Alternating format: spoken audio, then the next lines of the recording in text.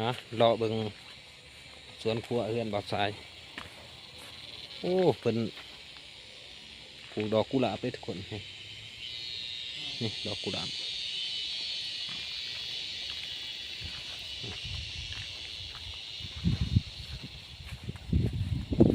เลี้ยงยังแน่นี่สายโอ้เลี้ยงกบเลี้ยงเอียนครบสุดเลยก็ทุกโอ้เขาอ่างอนุบาลลูกปลา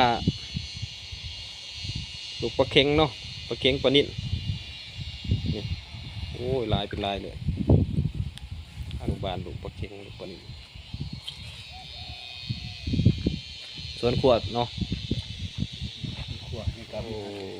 มาใหญ่ได้อยู่หันเราไปไหมทายไหมใช่อยู่หันเอามาแต่อิสราเอลโอ้นี่อันนี้เป็นยังนี่ฟินเขากินพินวะนี่มากพินโอ้ใส่กบมันใส่สายยังกันโอ้บ่อสายสีฟ้าเบิ่งกบพินเอามาเทเนื้อหมดต่อกินกับเหล่าบ่เราอันนี้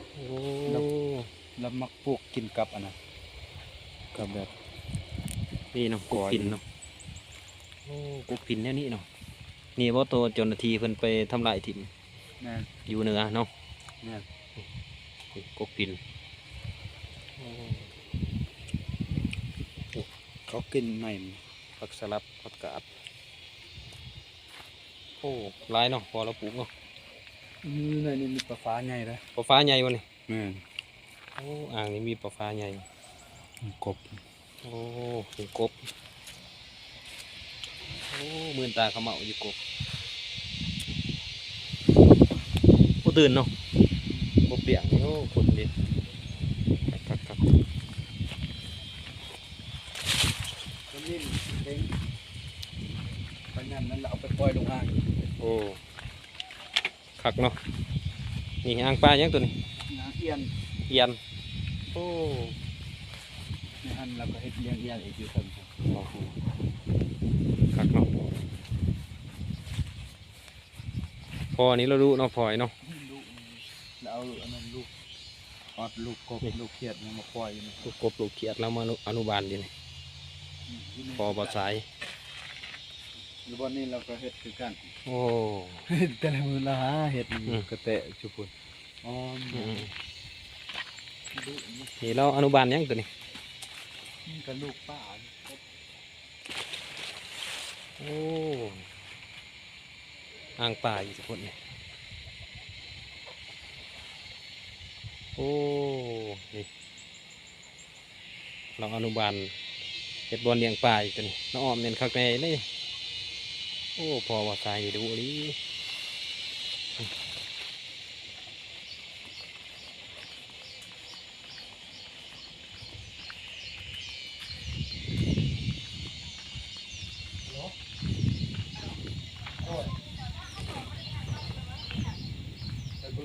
มีบอกท่านนี่เนาะยันไปท่านจริงดินโตสวนกาแฟยังงามเห็นบ่โดยเอาเป็นมือไม้ที่มืออื่นเนาะมืออื่นหูมืออื่นแต่สาวเนาะ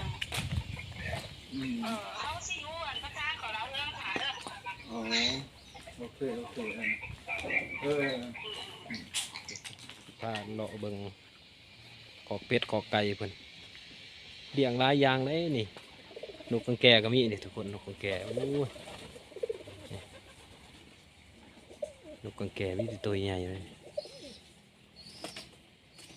นี่นกกังแกพอบ่สายเพิ่นเลี้ยงเนี่ยนี่เพิ่นเฮ็ดเป็นขอกหน่อย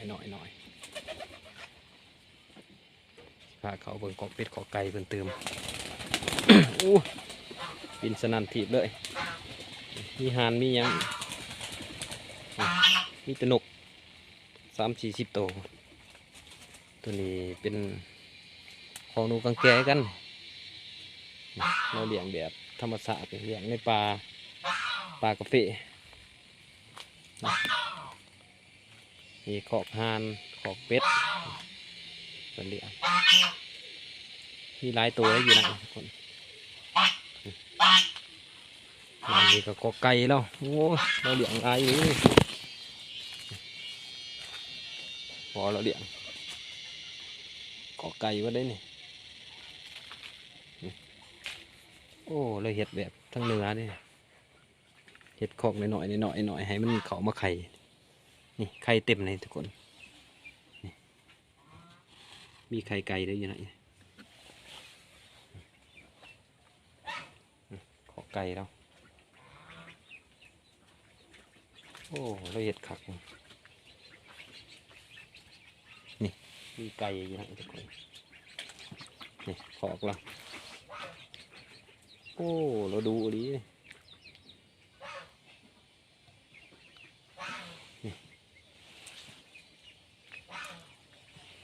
เราเห็ดเป็นตูบหน่อยมี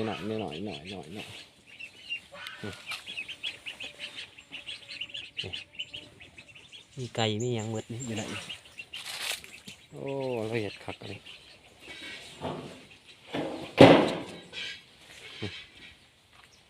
ตูบหน่อย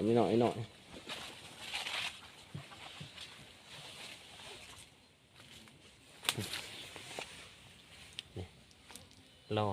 เห็ดให้ไก่มันเขามานอนเด็ดตัวแรกก็มาเราอัดนี่กระตูบน้อยปลายตูบเลยเราเห็ดปลาอยู่สวนกาแฟแม่นมัด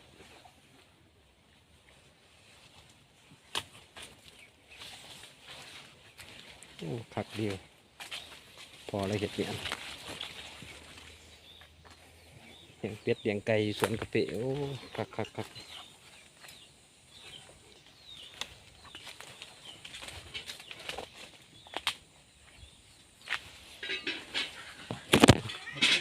พี่กันต้มนี่เราก็เลยจะตำอยู่ก็ได้เนาะ โอ้อยู่ตัวเดียวเลยมีไก่เลยโอ้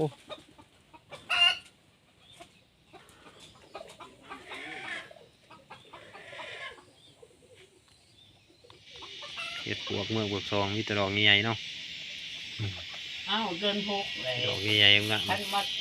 เดิ เอาทรายเป็นสีแกงตัวกินเลยกำลังดังไฟอยู่ป่ากระเปะเลยโอ้ ฝนมาตกวันนี้อากาศดีพ่อพ่อหนอร้อยกัน โชคดีได้กินแกงเห็ดปวก ตัวไปหนึ่งทางตรงนี้ฮะตัวกระติ้นนะเอาไว้ในตู้เย็น หนึ่งเอาตำแก้วก็ได้นะเนาะ มีแต่ดอกงามๆใหญ่ แก้มกันเลย ตัวนี้สิแก้ว